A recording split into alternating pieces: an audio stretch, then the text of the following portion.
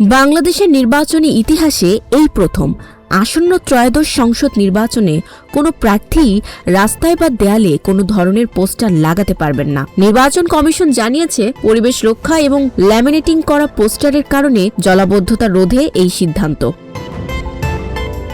তবে লিফলেট ও ফেস্টুন ব্যবহার করা যাবে, কিন্তু তা কোনো স্থাপনা বা যানবাহনে লাগানো যাবে না। প্রচারণায় হেলিকপ্টার বা যান্ত্রিক যানবাহনে বহন নিয়ে শোডাউন করা সম্পূর্ণ নিষিদ্ধ।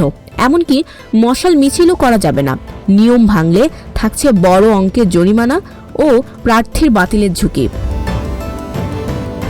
এবারই প্রথম যুক্ত হয়েছে সোশ্যাল মিডিয়া ও এআই সংক্রান্ত কড়া নিয়ম। ফেক নিউজ, এআই দিয়ে চেহারা বিকৃতি বা ঘৃণা ছড়ালে জেল জরিমানা হতে পারে। সব আইডির তথ্য জমা দিতে হবে রিটার্নিং কর্মকর্তার কাছে। Desk report, news flash 71।